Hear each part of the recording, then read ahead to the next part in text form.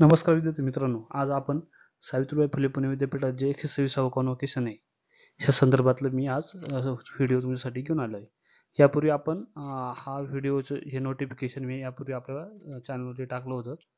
तर हे विद्यापीठात 126वा पदवी प्रदान समारंभ हा ऑक्टोबर-नोव्हेंबर 2024 व एप्रिल-मे 2025 तसंच डिस्टन्स लर्निंग ऑक्टोबर-नोव्हेंबर 2024 जे विद्यार्थी उत्तीर्ण झाले आहेत अशा विद्यार्थ्यांसाठीचा हा कॉन्व्होकेशन समारंभ आहे.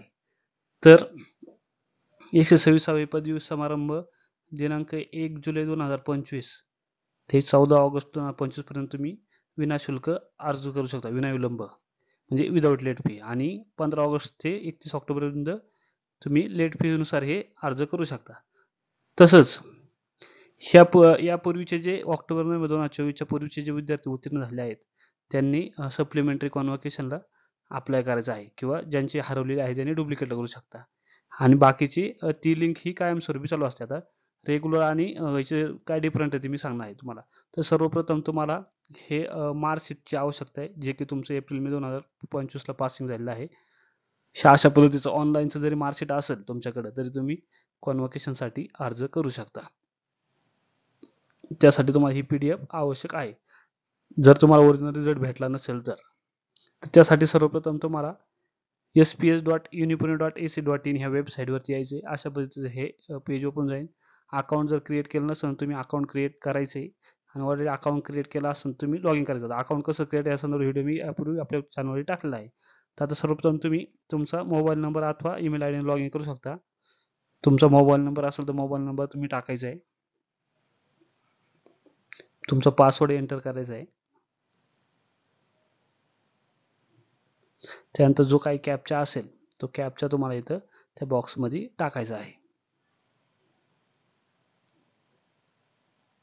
आणि लॉग इन बटनवरती क्लिक करायचे. लॉग इन बटनवरती क्लिक केल्यानंतर तुम्हाला असे कोर्स एनरोल झालेले असतील ते तुम्हाला इथं शो होऊन जातील. आता इथं MA इकॉनॉमिक्स असेल, तुम्हाला MA इकॉनॉमिक्सच करायचं असेल तर का तुम्हाला तिथं तो कोर्स एनरोल करावा लागेल. आता आपलं BEचं आहे, तुम्हाला इथं BEचा कोर्स इथं एनरोल करणे आवश्यक आहे. त्यासाठी न्यू कोर्स एनरोलवरती क्लिक करा. आणि जर ऑलरेडी तुमचा तो कोर्स असेल तुम्हाला एनरोल करायची काही आवश्यकता नाही. तर स्टुडंट टाईप एक्झिस्टिंग निवडा. मीडियम तुमचं काय असेल ते निवडा. तुमचं ABC ID टाकायचा आहे. तुमचा PRN नंबर तुम्हाला टाकायचा आहे, जो की तुमच्या मार्कशीटवरती इथं दिलेला असेल. तो तुम्हाला इथं टाकायचा आहे. त्यानंतर तुमचा एलिजिबिलिटी नंबर जो काय असेल तो एलिजिबिलिटी नंबर तुम्हाला टाकायचा आहे. तुमच्या कॉलेजकडून तुम्हाला भेटून जाईल नसेल तर. ही सगळी माहिती टाकल्यानंतर तुम्हाला सेव्ह बटनवरती तुम्हाला खाली क्लिक करायचं. एलिजिबिलिटी नंबर टाकल्यानंतर PRN नंबर सगळ्या गोष्टी ह्या व्यवस्थित काळजीपूर्वक टाकायच्या आहेत. त्याशिवाय तुम्हाला अप्लाय करता येणार नाही. सेव्ह बटनवरती क्लिक केल्यानंतर तुम्हाला अशा पद्धतीचा डॅशबोर्डला तुमचा कोर्स एनरोल झालेला दिसेल. त्यानंतर अप्लाय फॉर सर्टिफिकेटवर क्लिक करायचं आहे तुम्हाला. अप्लाय फॉर सर्टिफिकेट क्लिक केल्यानंतर तुम्ही सर्टिफिकेट होमवरती यायचं आहे. होमवरती आल्यानंतर तुम्हाला अप्लाय फॉर 126वे रेग्युलर कॉन्व्होकेशन याच्यावरती तुम्हाला क्लिक करायचं आहे. याच्यावरती क्लिक केल्यानंतर आता याचे डेट वगैरे इथं सगळं दिलेलं आहे. त्याचं फीज स्ट्रक्चर काय आहे. आता हे प्रोफेशनल कोर्सला 410 रुपये आणि नॉन प्रोफेशनल 310 आहे. तर लेट फी असेल तर 685 आणि नॉन प्रोफेशनलला 510 रुपये अशी लेट फीनुसार आहे. आणि याला रिक्वायर्ड डॉक्युमेंट फक्त डुप्लिकेट स्टेटमेंट ऑफ आपलं मार्कशीट आहे. तुमचं जे काही ऑनलाईनचं असेल ओरिजिनल मार्कशीट असेल. आणि सप्लिमेंटरी ही कायमस्वरूपी लिंक चालू असते. आता ह्या लिंकवरती क्लिक केल्यानंतर तुम्हाला अशा पद्धतीचं नोटिफिकेशन येऊन जाईल. जे की जसा मी व्हिडिओ यापूर्वी टाकला आहे ते तुम्हाला क्लोज करायचं आहे. क्लोज केल्यानंतर तुम्हाला अशा पद्धतीची इंस्ट्रक्शन इथं तुमच्या वेबसाईटवरती सगळ्या हे तुम्हाला शो होऊन जातील. आता हे जर स्क्रोल डाऊन नाही झालं तर तुम्ही त्याचं झूम आउट करू शकता. हे सगळे तुम्हाला इंस्ट्रक्शन काळजीपूर्वक वाचायचे. ज्या की मध्ये ऑक्टोबर-नोव्हेंबर 24 आणि मार्च 25 उत्तीर्ण झालेले विद्यार्थी अप्लाय करू शकता. सगळ्यांनी हे सगळं खाते तयार करून ऑनलाईन फॉर्म भरायचा आहे. नंतर गुणपत्रिकेची किंवा ऑनलाईन निकालाची स्कॅन कॉपी तुम्हाला अपलोड करायची आहे. ऑनलाईन असो या ओरिजिनल मार्कशीट. त्याचप्रमाणे पदवीप्रमाणे अर्ज करताना PRN नंबर, सीट नंबर सगळं तुम्हाला मेन्शन करायचे व्यवस्थित. त्याचप्रमाणे तुमचं आईचं नाव आणि तुमचं हे मराठीत देवनागरीमध्ये टाकायचं आहे. त्याचप्रमाणे तुमचं PhD MPhil असेल तर त्यांनी ऑनलाईन अर्ज भरायचा आहे. डिक्लेरेशन स्कॅन करून अपलोड करायचे PhD विद्यार्थ्यांसाठी. त्याचप्रमाणे तुमचं जे काही पेमेंट आहे ते सगळं ऑनलाईन पद्धतीने करायचं आहे. आणि तुमची ही शुल्काची व पावती तुम्हाला जपून ठेवायची तुमचं डिग्री भेटोस्तोपर्यंत. आणि हे कोणत्याही पद्धतीने जमा करायचं नाही. त्यानंतर चेकबॉक्सवर क्लिक करून अप्लाय बटनवरती क्लिक करायचं.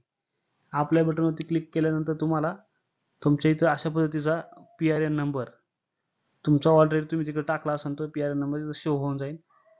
तो तुम्हाला हे करायचा आहे. इथं स्टुडंट टाईप विचारताना तुम्हाला ते युनिव्हर्सिटी स्टुडंट, नंतर डिस्टन्सचे स्टुडंट 126, कॉलेजचे स्टुडंट, हे सगळं तुम्हाला तिथं माहिती इथं दिसून जाईल. आज जर तुमचं इथं ऑलरेडी PRN जर नसेल तर तिथं तुम्हाला अप्लाय करता येणार नाही. त्यासाठी तुम्हाला तुमचं तिथं डॅशबोर्डला जाऊन तुम्हाला प्रॉपरली तुमचा जो कोर्स आहे तो कोर्सच तुम्हाला एनरोल करणे आवश्यक आहे.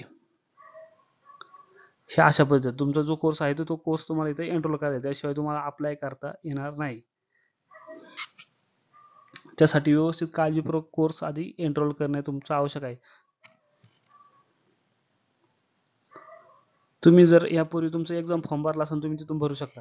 आता समजा मला इंजिनिअरिंगचा माझा हा एक कोर्स मी एनरोल केलेला आहे. तर एनरोल केलेला कोर्सवरती सगळी माहिती दिलेली आहे माझी. इथं तुम्ही अप्लाय फॉर सर्टिफिकेट क्लिक करा. रेग्युलर कॉन्व्होकेशनवरती तुम्हाला इथं क्लिक करायचं आहे. केल्यानंतर हे सगळं क्लोज करायचे. हे इंस्ट्रक्शन आपण मगाशीच वाचले आहेत त्या चेकबॉक्सवरती खाली आपण जाऊन क्लिक करूया. त्यानंतर तुमचा PRN इथं तुम्हाला ऑटोमॅटिक इथं शो होऊन जाईल. त्यानंतर तुमचा स्टुडंट टाईप जो आहे तो स्टुडंट टाईप निवडायचा तुम्हाला. ऑटोनॉमस कॉलेज असेल तुमचं, ऑटोनॉमस म्हणजे कॉलेजचे मार्कशीट असेल तर ऑटोनॉमी सिलेक्ट करा. युनिव्हर्सिटीच्या मार्कशीट असेल तर युनिव्हर्सिटी सिलेक्ट करा. डिस्टन्स लर्निंगचं असेल तर SODL ते सिलेक्ट करा. त्यानंतर तुमचं जे पासिंग इयर आहे 2024-25 ते सिलेक्ट करायचे. ते केल्यानंतर तुमचं ऑलरेडी इथं PRN नंबर, सीट नंबर, जी काही माहिती आहे तुमचं नाव वगैरे, आईचं नाव, हे सगळं तुम्हाला डिटेल येऊन जाईल. तुमचं जेंडर सिलेक्ट करा. तुमचं नाव इथं दिसेल. तेच नाव तुम्हाला इथं मराठीमध्ये तुम्हाला इथं टाईप करायचं आहे. तुमचं जे आईचं नाव आहे तेच तुम्हाला इथं खाली आईचं नाव पण तुम्हाला टाईप करायचं आहे. त्याचप्रमाणे तुमची जी कंट्री आहे ती कंट्री तुम्हाला सिलेक्ट करायची. स्टेट सिलेक्ट करायचं तुमचं.